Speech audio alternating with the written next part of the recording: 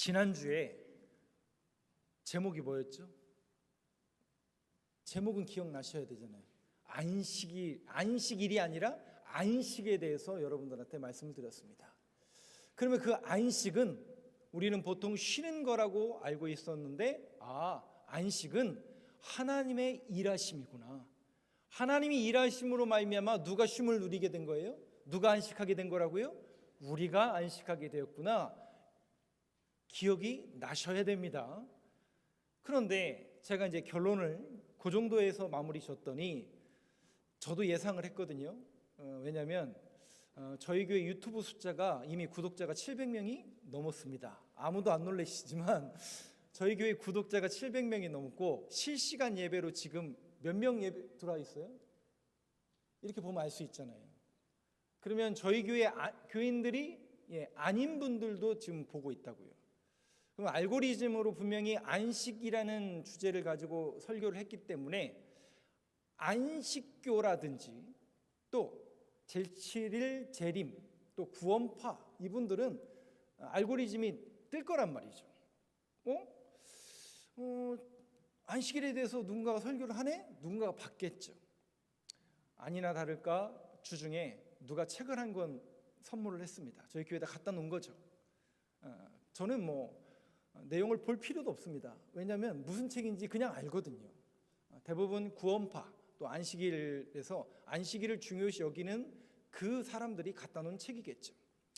쭉 살펴봤어요. 그림도 있고 또 흥미진진한 그런 내용들이 있는 것처럼 보이지만 저는 벌써 몇 년 전부터 그 내용을 이제 이미 익숙하게 알고 있고 그 사람들은 지금 수백 년 동안 계속 재탕을 하고 있는 내용들이기 때문에 저한테는 별로 새로울 게 없습니다.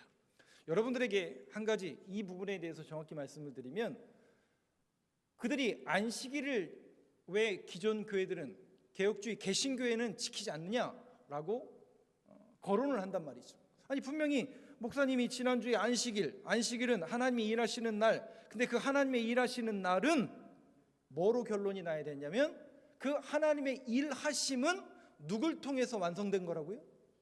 그거예요. 여러분이 그 사실만 놓치지 않으시면 돼요.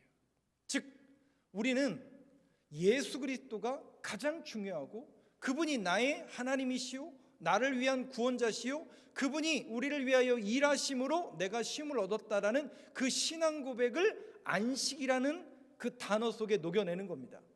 그리고 우리는 그거를 구약의 이스라엘 백성들이 지키는 안식일을 지키는 게 아니라 예수님이 더 중요하기 때문에 예수님이 부활하신 우리를 위해서 새로운 길을 열어주신 그날, 그래서 그날을 두 글자로 뭐라고 그래요?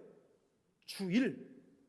우리는 일요일이라고 하지 않고 주일, 주님이 부활하신 날, 우리를 위해서 구원의 길을 열어주신 날로 2000년 전부터 초대교회부터 지금까지 지켜오고 있습니다. 만약에 안식일이 날이 더 중요했다라고 이야기한다면 사도 바울이 성경을 언급했겠죠. 그날 아니면 안 돼. 그런 문제였다면 사도 바울도 예수님의 제자들도 그날을 지켰겠죠. 그러나 우리는 그 날보다 그 날의 주인이시오 우리의 구원자가 되시는 예수 그리스도가 가장 중요하기 때문에 주일을 지키는 겁니다. 여러분 이 고백을 여러분들이 혼돈하시면 안 되고, 결국 그들이 구약을 자꾸 얘기하면서 구약이 왜 안 지냐, 그 논리 속에는 누구를 무시하는 경향이 있냐면 예수 그리스도를 무시하는 경향이 있는 거예요. 자기들도 예수를 믿는데요. 예수 그리스도에 뭘 믿는 건데? 사도신경을 부정하는 사람들이 바로 그 사람들이기 때문에 우리는 그들과 같이 할 수 없다라는 것을 제가 이 시간에 말씀을 드립니다. 자, 오늘은 에덴 동산에 대해서 말씀을 드리고 다음 주에는 남자와 여자, 그러면 2장이 마무리될 것 같습니다. 좀 시간이 지났는데요, 좀 빠르게 여러분들과 함께 성경 구절을 읽을 구절들이 조금 많은데 제가 성경 구절을 중심으로 여러분들과 오늘 말씀을 조금 나눠보도록 하겠습니다. 먼저는 그림을 하나 보여드릴 텐데 이 그림이 뭐냐면 에덴 동산이 어디에 있냐는 거죠. 여러분 에덴 동산이 어디에 있어요? 저기 시내 은행동 가다 보니까 에덴 동산 카페는 있더라고요. 거기를 말하는 거예요? 아니죠. 에덴 동산 어디에 있대요? 우리는 모르지만 어디 있는지는 모르지만 성경은 뭐라고 기록했는지를 한번 볼까요? 창세기 2장 10절부터 한번 보시죠. 성경에 에덴 동산의 위치를 이렇게 이야기합니다. 14절까지 저하고 교독하겠습니다. 강이 에덴에서 흘러나와 동산을 적시고 거기서부터 갈라져 네 근원이 되었으니 첫째의 이름은 비손이라 금이 있는 하윌라 온 땅을 둘렀으며 그 땅의 금은 순금이요 그곳에는 베델리엄과 호마노도 있으며 둘째 강의 이름은 기온이라 구스 온 땅을 둘렀고 셋째 강의 이름은 히데겔이라 아수르 동쪽으로 흘렀으며 넷째 강은 유브라 데라. 아멘. 여기만 14절만 띄워놔 주세요. 앞에 강이 4개가 나와요. 10절부터 14절까지 강이 4개가 나와요. 앞에 두 강은 뭐냐면 비손과 기혼 강입니다. 그리고 여기 히데겔과 유브라데, 비손, 기혼, 히데겔, 유브라데. 발음하기가 좀 어렵지만 이게 우리나라 말이 아니라서 이렇게 한글로 이렇게 번역해 놓은 겁니다. 다시요. 비손, 기혼, 히데겔, 유브라데. 그런데 우리가 지금은 정확하게 이 지명을 이 강의 이름이 4개가 나왔는데 그 중에 2개 14절에 있는 히데겔은 영어 성경에 보면 티그리스 나와요. 그리고 유브라데는 유프라테스 강이라고 나와요. 그래서 티그리스 강과 유프라테스 강이 흐르는 그 지역을 우리는 보통 메소포타미아 문명 지역이라고 이야기합니다. 그런데 비손과 기혼은 어딘지 우리가 알 길은 아직 없어요. 그래서 대부분의 많은 신학자들은 이건 또 설인데 하나의 설이에요. 여기 있다라고 확정된 건 아니에요. 그림을 한번 보여주시죠. 아브라함이 갈대아 우루 지역에 살았는데 그 갈대아 우루 지역을 중심으로 한 제가 지금 저 지도 속에서 빨갛게 표현되어 있는 이곳 정도 어딘가에 에덴 동산이 있지 않았을까라고 신학자들도 또 역사학자들도 고고학자들도 추정할 뿐입니다. 정확히 어딘지는 모르고 지금도 그거를 찾아서 헤매는 사람들이 많지만 두 가지 티그리스 강, 유프라데스 강이 저 두 위치 속에 있거든요. 그런데 비손과 기혼은 어디 있는지 우리가 정확하게 모르기 때문에 저것도 온전하다라고 여길 수는 없습니다. 그냥 하나의 설이다라고 정도만 아셨으면 좋을 것 같아요. 여기가 지금 어디냐면 넘겨주세요. 지금의 이란과 이라크의 경계입니다. 이란과 이라크의 경계가 되는 그 지역 속에 아마도 에덴 동산이 있지 않았을까? 그리고 아브라함이 갈대아 우르가 있었던 지역이 이 근처가 아니었을까로 정도만 추정하고 있다라는 것, 요 정도만 아시면 좋을 것 같습니다. 자, 에덴 동산의 위치는 성경에 네 강이 흐르는 곳 발원지라고 성경에 기록되어 있고 요 정도만 우리가 아셨으면 좋겠습니다. 넘어가시죠. 오늘 본문의 8절을 한번 보시죠. 본문은 이제 15, 16, 17절인데 8절부터 한번 좀 내용을 보도록 하겠습니다. 에덴 동산의 위치는 요 정도만 하시고 자, 8절이 중요한 메시지인데요. 한번 같이 읽어보겠습니다. 시작. 여호와 하나님이 동방의 에덴에 동산을 창설하시고 그 지으신 사람을 거기 두시니라. 말씀을 띄워놔 주세요. 두 가지를 설명해 드릴게요. 여기 보니까 하나님이 동방에 아이고 이스트워드 이 단어 때문에 우리나라 사람들은 성경을 어떻게 번역을 해요? 아니 우리나라는 동방예의지구가 아니냐. 그 동방과 이 동방은 전혀 딴 얘기인데 성경을 잘 모르면 어떻게 해요? 그 동방이 우리나라 말하는 거 아니야? 여기에 현혹됐던 50년대, 60년대, 70년대 성도들이 많았죠. 성경을 잘 몰랐어. 근데 이 동방은 아까 말씀드린 즉 지금의 이란, 이라크 그 지역을 동방으로 말하는 것이고 우리가 알고 있는 그 동방 예의지구하고는 전혀 상관이 없습니다. 여기 여러분들이 혼란을 가지지 마시고 그 지역에 에덴 동산을 하나님이 뭐 했다고요? 창설하셨다. 그런데 이 창설하셨다라는 이 단어의 영어 성경을 보면 planted, 심었다라는 번역을 쓰고 있어요. 맞는 번역이에요. 하나님이 에덴 동산을 이 땅에 심으신 거예요. 그런데 심다라는 이 단어를 또 어떻게 번역할 수 있냐면 장막을 치다, 텐트를 치다 이렇게 번역할 수도 있습니다. 그렇다면 이 창설하다는 단어를 어떻게 해석한다고요? 심다, 텐트를 치다. 유명한 신학자는 이 텐트를 치다라는 단어에 주목해서 하나님께서 이 땅에 뭘 만드셨냐? 즉 성소를 우리 구약에 보면 시내산에서 이스라엘 백성들을 부르셔서 뭘 만들라고 그래요? 성막을 만들라고 하잖아요. 그 텐트잖아요. 그 텐트를 치는 그 의미로서 에덴 동산을 이 땅에 텐트를 치셨다. 즉 이것을 이 신학자는 어떻게 해석하냐면 하나님께서 에덴 동산을 심으시고 만드시고 거기에 텐트를 치셨다. 즉 하나님이 거기에 임재하셨다라는 의미로서 해석합니다. 즉 하나님이 임재하시는 공간으로서 에덴 동산을 묘사하는 것을 볼 수가 있습니다. 즉 하나님의 성소로 묘사하고 있다는 거죠. 그래서 이 성소가 하나님의 집, 하나님의 임재가 있는 곳이고 이것이 나중에 성막이 성전이 되고 성전은 예수 그리스도를 통해서 이루어지고 그 예수 그리스도는 결국 몸된 우리까지 연결되어지는 것을 볼 수가 있습니다. 즉 하나님의 임재가 임하는 곳이 바로 이 성소다. 창설하셨다라는 메시지를 이 신학자는 이야기합니다. 그래서 그 신학자는 창세기 3장 8절을 한번 보시죠. 그래서 하나님이 에덴 동산에 뭐 하시느냐 봤더니 같이 한번 읽어보겠습니다. 시작. 그들이 그날 바람이 불 때 동산에 거니시는 여호와 하나님의 소리를 듣고 아담과 그의 아내가 여호와 하나님의 낯을 피하여 동산 나무 사이에 숨은지라. 왜 숨었어요? 예? 왜 숨었어요? 죄져가지고. 기억나시죠? 못 다 먹었는데요. 그거 먹어가지고 죄져가지고. 근데 여기 보시면 하나님이 뭐 하고 계세요? 동산에 거니시는, 영어 성경에 보니까 워킹, 걸어 다니시는 이렇게 번역을 하고 있지만 이 이야기는 걸어 다닌다라는, 그러니까 하나님이 뒷짐지면서 동산의 주인으로서 이렇게 어슬렁어슬렁, 그게 아니라 하나님이 그 성소의 주인이요 하나님의 임재와 하나님의 통치가 이루어지는 자리가 어디였다고요?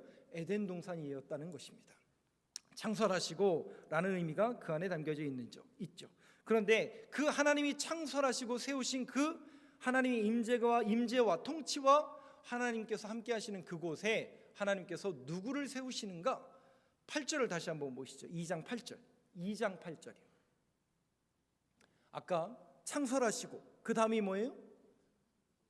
창설한다는 건 무슨 뜻이라고요? 하나님이 텐트를 치다, 즉 하나님의 성전, 성막, 하나님이 함께 하신다라는 의미가 있는데 거기에 사람을 뭐 했다고요?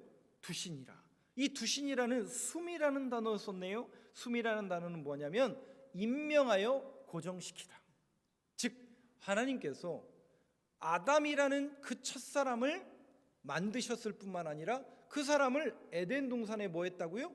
두셨대요. 근데 그 두셨다라는 단어가 임명하여 고정시키다. 뭘 임명했을까요? 바로 왕 같은 제사장으로 아담을 부르셔서 왕 같은 제사장의 사명을 아담에게 맡기신 겁니다. 그러면 그 제사장의 사명은 크게 두 가지로 우리가 해석할 수 있죠. 첫 번째, 하나님을 어떻게? 하나님을 섬기는 직분으로서 제사장. 그리고 두 번째, 그 동산지기로서 그 동산을 보호하고 지켜내는 그 임무가 이 아담에게 있었던 거죠. 그런데 우리는 이 지킨다, 보호한다고 하면 자기가 창칼 들고 방패 들고 막는 그런 의미로 해석하는데 그게 아니라 제사장으로서 거룩함으로 그곳을 지켜내는 임무가 아담에게 있었던 거예요. 다시요, 하나님께서 에덴을 만드시고 하나님이 거기에 통치하시고 주관하시는 성소 하나님께서 만드신 거예요. 함께 하시는 거예요. 그런데 거기에 사람, 첫사람인 아담을 뭐 했다고요? 두셨다. 즉 제사장으로 임명하셨다. 그 제사장은 크게 두 가지 일을 해야 된다. 첫 번째, 하나님을 섬기고 두 번째, 그 성소를 지키는 거룩한 임무가 그에게 주어져 있었어요. 근데 뭐가 깨지는 거예요? 죄가 들어옴으로 인하여 아담이 죄를 범죄함으로 거룩이 깨지게 된 거예요. 그래서 우리는 어떻게 된 거예요? 에덴 동산에서 쫓겨나게 된 겁니다. 그걸 이 성경은 이렇게 얘기하고 있는 거죠. 9절을 한번 보실까요? 그런데 문제는 뭐냐? 하나님께서 그렇게 에덴 동산을 지으셨는데 우리가 잘 아는 그게 문제죠. 9절 한번 같이 읽어보겠습니다. 시작. 여호와 하나님이 그 땅에서 보기에 아름답고 먹기에 좋은 나무가 나게 하시니 동산 가운데에는 생명나무와 선악을 알게 하는 나무도 있더라. 항상 문제는 뭐가 문제예요? 이 선악과가 문제죠. 그런데 여러분 잘 보세요. 동산 중앙에 나무가 뭐가 있었어요? 우리가 선악과만 있는 줄 알았는데 생명나무도 있었네요. 맞아요. 생명나무도 있었어요. 그럼 이 생명나무는 뭘 암시하고 뭘 말하는 내용일까? 이게 이제 오늘 말씀의 결론이 요한계시록 쭉 갈 건데, 그 요한계시록 맨 마지막 장에 보면 에덴이 회복되잖아요. 그 에덴에 뭐가 회복되냐면 생명나무를 다시 따먹게 된 거예요. 그러므로 인하여 우리가 생명을 계속 누릴 수 있는 그 생명나무가 그 안에 있었고, 이 생명나무는 먹어도 되는 거예요? 안 먹어요? 먹어도 돼요? 먹으면 안 돼요? 먹어도 돼요. 다만 뭐는 먹으면 안 돼요? 선악과도 같이 있었거든요. 그 선악과는 먹으면 안 된다는 명령을 받은 거죠. 그렇다면 이 생명나무를 먼저 말씀을 드리면, 생명나무는 우리의 생명을 더 풍성하게, 우리에게 생명을 더 유지시켜주는 그 나무가 생명나무가 맞아요. 그래서 외우세요, 이 구절을. 왜냐하면 여러분들이 그 전도 폭발 훈련 가면 첫 번째 시간에 외우라고 하는 성경 구절이 하나 있어요. 그게 뭐냐면 요한복음 10장 10절이에요. 한번 그 구절 한번 띄워주시죠. 한번 같이 읽어보겠습니다. 시작. 도둑이 오는 것은 도둑질하고 죽이고 멸망시키려는 것뿐이요 내가 온 것은 양으로 생명을 얻게 하고 더 풍성히 얻게 하려는 것이라. 생명을 줄 뿐만 아니라 더 어떻게 하게요? 그러니까 예수님이 이 얘기를 하신 거거든요. 내가 온 것은 양으로 생명을 얻게 하고, 생명만 얻는 게 아니라 그 생명이 더 풍성하게 얻게 하려는 것이다. 아니, 생명을 얻었어요. 근데 그 생명이 더 풍성해진다라는 게 뭘까? 그것은 바로 예수 그리스도 자신이 그리스도 생명나무가 되어주셔서 예수님을 먹고 예수님을 입고 예수님과 함께하는 자들에게 계속 생명을 주신다라는 그런 의미로서 생명을 얻게 하고 더 풍성히 얻게 하려는 것이라, 생명나무로서 예수님을 표현하고 있는 것을 볼 수가 있습니다. 그런데 이 생명나무와 선악과가 있는 이곳을 창세기 2장 15절 한번 보여주시죠. 하나님께서 아담에게, 첫사람에게 이런 임무를 주십니다. 같이 읽어보겠습니다. 시작. 여호와 하나님이 그 사람을 이끌어 에덴 동산에 두어 그것을 경작하며 지키게 하시고. 여기 이 구절 때문에 그렇죠. 아담에게 주신 명령이 경작하며 지키는 거다. 그럼 우리는 경작한다라는 것은 농사짓는, 그러면 아담도 뭐 한 거예요? 에덴 동산에서 뭐 한 거예요? 영어 표현의 NIV는 이거를, 경작이라는 단어를 NIV는 워크로 번역을 했고, KJV는 드레스 잇으로 번역을 했어요. 달라요. 드레스 잇과 워크는 다른 단어예요. 일한다라는 표현을 썼어요. 그래서 우리가 쉬운 성경에도 보면 여러분들이 일한다라고 표현을 했는데, 죄송해요, 원문에 가까운 번역은 일한다라는 뜻이 전혀 있지 않아요. 드레스 잇이 더 맞아요. 입힌다라는 의미가 더 맞아요. 꾸미고 입힌다. 근데 우리는 자꾸 어느 쪽으로 성경을 해석하냐면 우리식으로 해석하다 보니까 이랬구나, 첫사람 아담도 에덴에서 결국 이랬구나. 참 한국 사람도 일하는 거 좋아하죠. 그죠? 첫날부터 여섯째 날까지 일하고 7일 쉬고 여덟째 날은 뭐예요? 또 일하고. 우리나라 사람들은 참 일하는 거 좋아하는 것 같아요. 그래서 일한다라고만 자꾸 번역을 하는데 그런 의미가 아닙니다. 오히려 하나님께서 아담에게 주신 명령은 그 에덴 동산에서 두 가지, 하나님을 섬기며 에덴 동산의 거룩을 잃어버리지 않는 그 거룩을 지키는 사명을 이 아담에게 주셨는데, 그 거룩이 결국 무너진 거예요. 그 거룩이라는 것이 왜 무너지느냐? 죄가 들어옴으로 인하여 뭘 먹어요? 하나님께서 명령하신 것을 거부한 거거든요. 하나님이 명령하신 것을 금한 거거든요. 그게 여러분 잘 아시는 선악과를 먹는 사건입니다. 16절부터 한번 보실까요? 같이 한번 읽어보겠습니다. 시작. 여호와 하나님이 그 사람에게 명하여 이르시되 동산 각종 나무의 열매는 내가 임의로 먹되. 문제는 항상 이 먹으라는 거죠. 다 먹어도 된다. 아까 말씀드린 생명나무도 먹어도 돼요. 근데 17절 한번 보시죠. 이것만큼은 먹지 말래요. 같이 읽어보겠습니다. 시작. 선악을 알게 하는 나무의 열매는 먹지 말라. 내가 먹는 날에는 반드시 죽으리라 하시니라. 어떤 목사님 책을 보니까 또 이렇게 표현을 하더라고요. 저도 그렇게 생각한 적이 있어요. 아니, 하나님께서 기왕에 에덴 동산을 만드실 거면 완전하게 여러분, 그 완전하다라는 의미가 뭘까요? 그런데 여러분, 하나님은 보시기에 좋았더라. 토부, 하나님은 항상 완전하게 만드시고 보시기에 좋게 만드시는 분이 맞아요. 근데 그 완전함을 누가 깨트리냐면 결국은 인간이 문제예요. 근데 우리는 그 완전함도 내가 원하는 방법으로 완전함을 요구해요. 신앙도 마찬가지고 우리의 모든 삶에 이 주객이 전도가 된 거예요.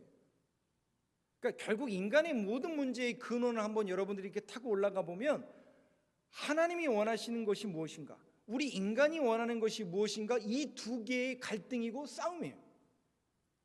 그 싸움의 결정타가 여러분 잘 아시는 6장에 나오는 바벨탑 사건이에요.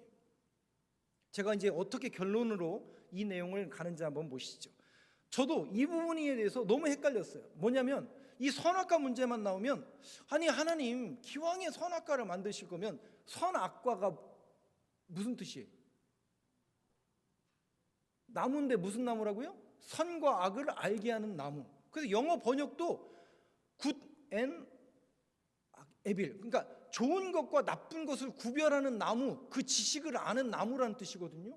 아니 하나님께서 그 나무를 차라리 먹게 하든지 아니면 더 깨닫게 하셔서 선악을 알게 하는 나무, 이걸 없이 만들든지 차라리 처음부터 없게 만들든지, 아니 차라리 더 많이 알게 하셔서 선악을 정말 잘 구별하는 사람, 그게 더 지혜 있는 사람 아니에요?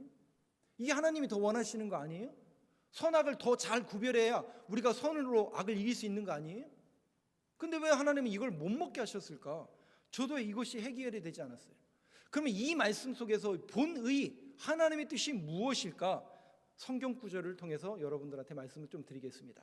3장으로 한번 넘어가 볼게요. 1절부터 5절까지 교독하겠습니다. 저하고.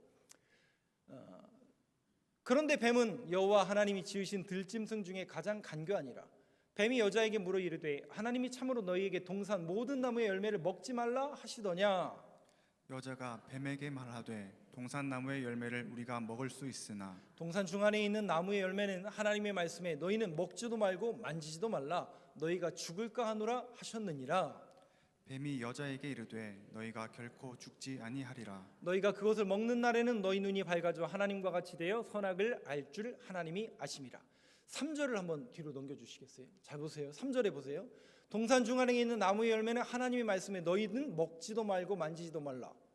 중앙에 있는 나무가 뭐가 있다고 그랬죠? 생명나무와 선악과라고 그랬어요. 그 생명나무는 먹어도 돼요.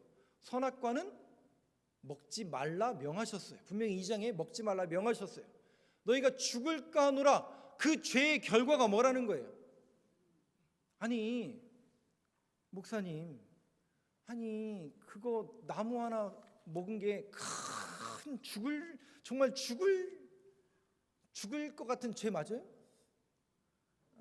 저도 옛날에 이 선악과가 사과나무인 줄 알았는데, 아니 그 사과나무 열매 하나 따먹은 게 뭐 그리 아니 어떤 사람은 남 등쳐먹고 전세 사기하고 그렇잖아요. 수십억 전세 사기하고도 저기 가서 똥똥거리면 잘 먹고 잘 사는데, 아니 천벌 받아야 될 사람은 저 사람인데 사과 하나 훔쳐먹은 게 뭐 큰 여러분은 그렇게 생각 안 하셨어요?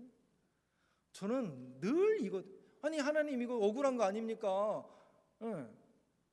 저렇게 사기치고 다니는 저런 사람들은 잘 먹고 잘만 사는데 사과 하나 훔쳐먹었다고 하나님 어떻게 죽을까 하노라 이렇게까지 얘기하십니까? 네, 여러분 그 문제가 아니에요. 성경을 여러분 잘 읽어보세요. 선악을 알게 한다고요? 그거보다 이 성경 구절과 이 사건의 가장 본의가 뭔지를 5절 보여주세요. 이 모든 이 선악과를 먹는 사건의 모든 의도와 목적은 전부 어디에 있냐면 5절이에요. 5절만 여러분 목소리로 같이 한번 읽어보겠습니다. 시작. 너희가 그것을 먹는 날에는 너희 눈이 밝아져 하나님과 같이 되어 선악을 알 줄 하나님이 아심이니라. 눈이 밝아져 선악을 알게 되면 얼마나 좋겠어요. 그게 본의가 아니라니까요. 우리는 자꾸 눈이 밝아져 선악을 알면 큰일 나는 줄, 이게 아니라니까요. 잘 보세요. 하나님과 같이 되어요. 모든 인간의 문제가 뭔지 아세요? 이 죄악의 문제가 뭔지 아세요? 사단의 문제가 뭔지 아세요? 하나님과 같이 되어예요. 창세기 3장 22절을 보여주시죠. 여기에도 이렇게 기록하고 있죠. 같이 읽어보겠습니다. 시작. 여호와 하나님이 이르시되 보라, 이 사람이 선악을 아는 일에 우리 중 하나같이 되었으니 그가 그의 손을 들어 생명나무 열매도 따먹고 영생할까 하노라 하시고. 여기에도 우리 중 하나같이 되었으니 이 얘기예요. 모든 인간의 문제와 사단의 문제는 뭐냐면 하나님처럼 되려는 거예요. 정말 그 교만이 하늘을 찌르죠. 그래서 그 교만에 하나님처럼 되어지고 싶어하는 그 교만의 정점이 여러분 잘 아시는 바벨탑 사건이라는 거예요. 하나님이 바벨탑을 지으라고 한 적이 언제 있어요? 인간 최초의 성경에 나오는 인간 최초의 발명품이 혹시 뭔지 아세요? 벽돌입니다.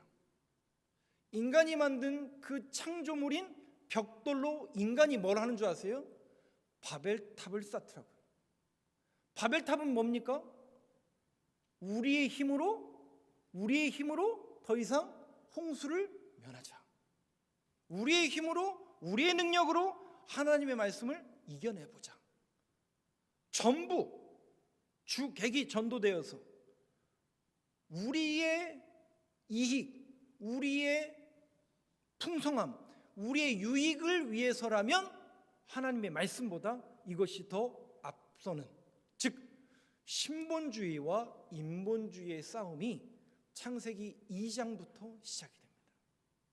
에덴 동산의 이 사건의 가장 큰 화두와 숙제는 뭐냐면 신본주의로 살아갈 것인가 인본주의로 살아갈 것인가의 싸움이에요. 근데 여러분, 이 싸움은 지금도 계속되고 있지 않습니까? 지금도 마찬가지잖아요. 목사님 무슨 얘기 하려는지 대략 감이 오시죠? 저는 거기까지는 안 나갈게요. 인간의 모든 문제는 결국 신본주의로 살아갈 것인가? 신본주의가 뭐예요?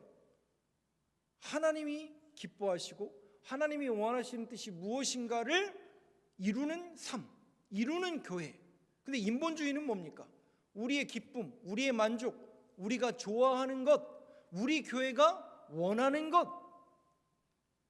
이 싸움이, 이 선악과의 싸움 속에서 하나님과 같이 되려는 시도 속에 담겨져 있는 모든 인간의 문제라는 거죠. 근데 성경에 보면 우리가 알기가 조금 애매한 한 구절이 있는데 이 구절을 제가 좀 결론으로 여러분들한테 도용하겠습니다.